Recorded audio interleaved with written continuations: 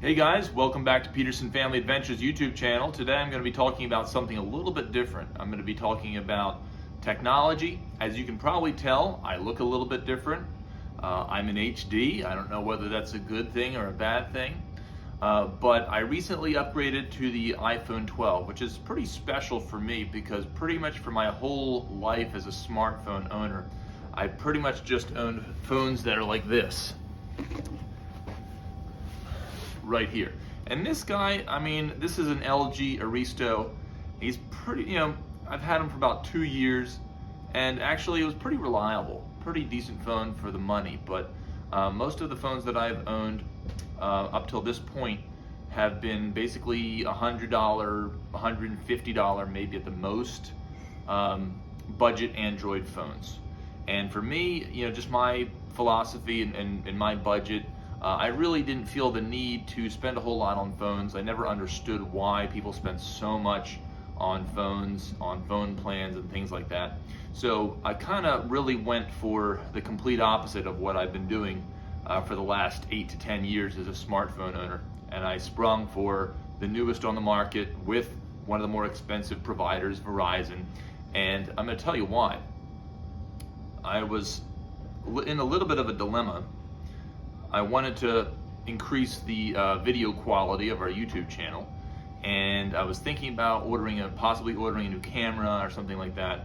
What I've been using is either this, the LG, and I use this phone to record a couple of the videos. I use this phone to record the tractor video, the hayride tractor video, and I also use this phone to record the arcade visit, our most recent upload. So if you haven't checked those out, feel free to go check those out. I'll put the links down in the bottom in the comments. But yeah, I mean, it was a trusty little phone. I've had it for about 2 years, I guess. It was starting to get pretty sluggish, and obviously, as you can tell, the camera quality was not anywhere near what we want for a modern day 2020 YouTube channel. So I even had people tell me, I really like your videos, but you need a better camera. You need to have better video quality. And I knew that going in. So I've been thinking about what to do about that. I even ordered a camcorder at one point, and it turned out to be just trash. It was not any, I sent it right back. As soon as I powered it on, saw the quality of the picture, I sent it right back. So that kind of convinced me, instead of dropping, $800 to $1,500 on a camcorder, that would be the quality that I wanted, I might as well just get a nicer phone. Especially because, this thing, was not long for this world anyway. You might as well get both. You might as well get a nice phone. You might as well get a nice camera out of it. And I really like the video quality so far. Now, as for me as an Android owner, I'm still getting used to a couple different things. For me, I still feel like the Android interface is a little bit more intuitive, I guess a little bit more kid-friendly. I've only had an iPhone for, I don't know, maybe 20 hours now, and it's already starting to get feel more natural. But even last night when I was trying to set everything up, I was like, this is hard. This is nothing like what I'm used to, because I don't even remember my first time setting up an Android phone. I'm sure I went through some of the same things. But every time I've gotten an Android phone since then, it was super easy to set up because everything was just automatically connected to Google, So I really like the iPhone 12 so far. I thought about possibly just sticking with an Android, maybe just getting a really nice Samsung Galaxy. A lot of people recommended the Google Pixel for the camera quality. But I figured, you know what? If I'm going to try and get the nicest phone, or one of the nicest phones on the market, like I could have gotten the Pro Max, I guess. I didn't get the Pro Max. I just got the iPhone 12. If I wanted to get one of the nicer phones on the market, I might as well try Apple. I've never even owned an Apple product before. I was always one of those people that kind of scoffed at a lot of the Apple stuff, like, oh, now you need special headphones, and now you need special chargers and things like that. I already had to go out and buy a $30 charger from Best Buy because they didn't include the cube that plugs into the wall. They didn't include that with the iPhone 12. So if you're thinking about buying the iPhone 12, just to let you know, it doesn't come with a wall plug-in. They give you the cable, but there's really nothing to plug it into. So just keep that in mind. There's no headphones that come with it. And like I said, some of the things I'm still getting used to. I'm just more used to the Android interface, but it really feels like more of a grown-up phone, I guess. Not as much of a kid phone. And I guess that's good since I'm 37, finally getting a grown-up phone here. But like I said, I mainly got it for the camera quality. As you can tell, it looks great. I don't know if I look great, but the camera quality looks great. Still getting used to some of the features. I really like the messaging feature. It just seems a lot quicker. I like being able to like other people's texts and react to other people's texts just to flex on them. No, just kidding. As an Android owner, I always felt flexed on whenever somebody would like my text or react to my text. I'm like, hey, I can't do that.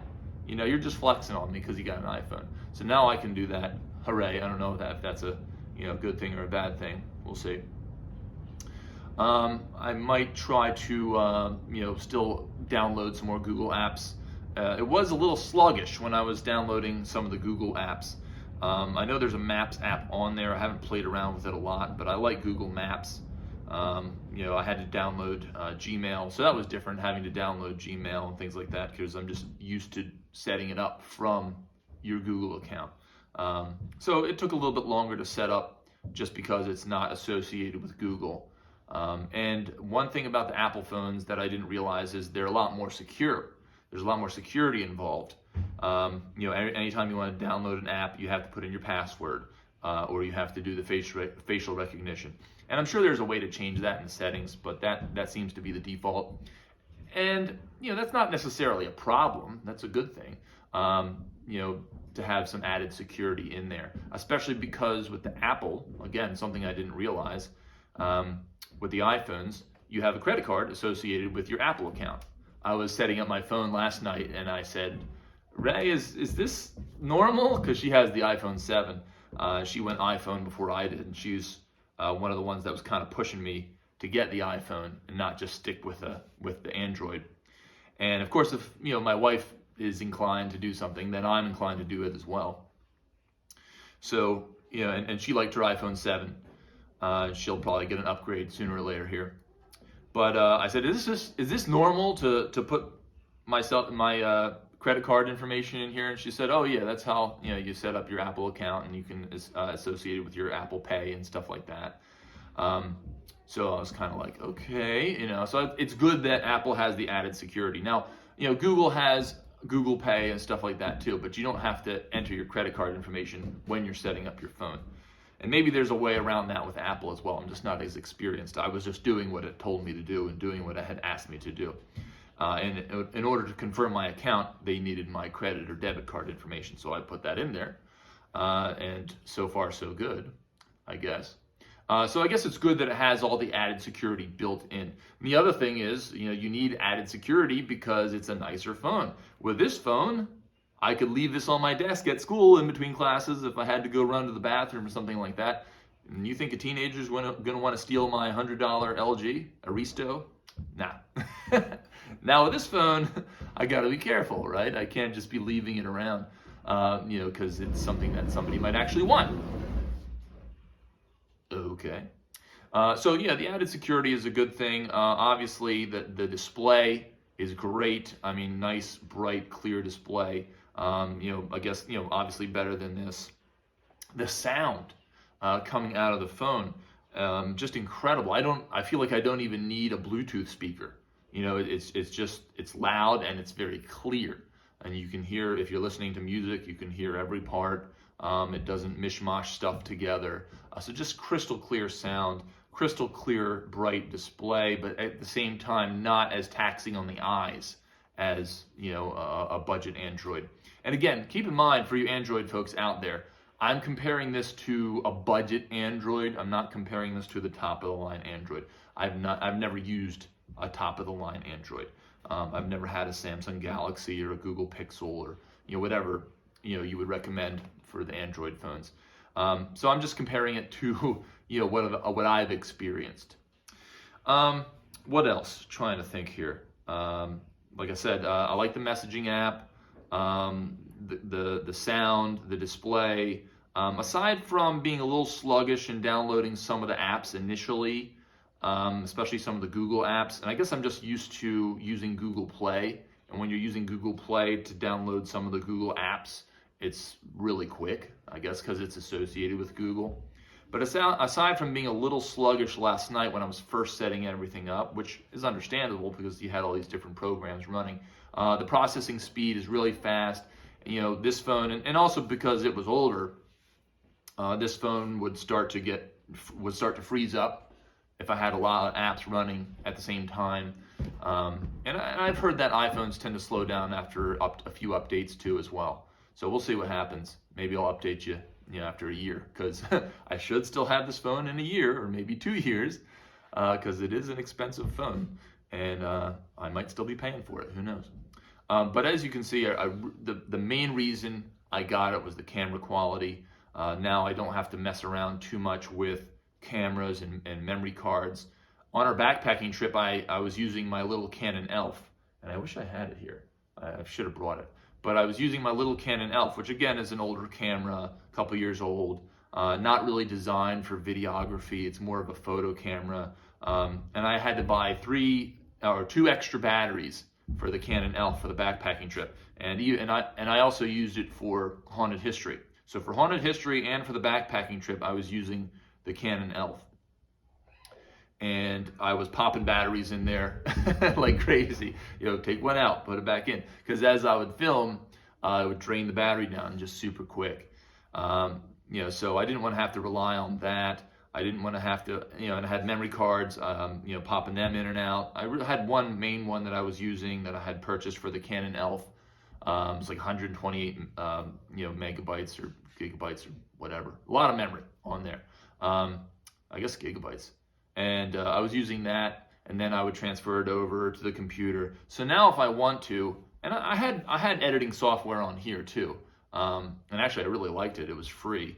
But I just downloaded Filmora Pro on my iPhone, and I'll probably be using that plus Studio VideoPad software editor that I have on my computer. So I had to go purchase the charger, and it also, it came with your standard USB connection. So now I can upload the video, transfer the video from the iPhone to my laptop if I want, or I can just edit it and upload it straight from the iPhone. So that's pretty cool. I can either use it in tandem with the laptop, or I can do it pretty much all on my iPhone if I so choose. I don't have to mess around with other cameras and peripherals and things like that. The only thing is it doesn't have a headphone jack. A lot of the newer iPhones, I guess, don't have headphone jacks, and I already knew that. So in terms of getting like a microphone or something like that, I'm gonna have to find a lapel mic or something like that. Something that perhaps can connect through USB. So if you know of anything out there that is a good microphone to use with the iPhone 11 or 12, let me know. Drop that in the comments. But yeah, I really like it so far. Still getting used to some of the features, and like I said, processing speed, switching back and forth between apps. Everything's really quick. Definitely not sluggish at all. Definitely has a nice feel to it. Most of the phones that I've used, and like I said, this was a nicer phone for its price point. But most of the phones that I've used kind of have that plasticky feel. They're a little bit lightweight. The iPhones obviously don't have that feel, because it's a nice device. I should hope so for the price. But yeah, what are your thoughts on the iPhone 12? Should I have gotten the Pro Max? What do you think? Should I have gone for Android? Should I have just stuck with Android? What do you think? Let me know in the comments, and let me know what you think about the video quality, because this is what the videos are going to be looking like from here on out. All right. Thanks for checking in with us, and I hope you're looking forward to more of our adventures. We have a lot of stuff planned. Unfortunately, because of COVID, certain things that we would normally do around this time of year for the holidays, we're not going to do. We were thinking about going up to Philadelphia and seeing the Christmas village up there. I don't think that's going to happen because they're going into another soft lockdown up there. And even around here in southern New Jersey, things are starting to shut down a little bit as well. I hope we don't go into full lockdown mode. I hope it's more of a soft lockdown. We hope and pray that this will be over very soon, that the vaccines will be effective and things like that. But yeah, we're going to ride the storm out together. And we will have more videos and more adventures with the kids, with the family, with Rachel coming soon. All right, don't forget to hit that like button, hit that subscribe button. I'm gonna wait till they start flushing the toilets up here.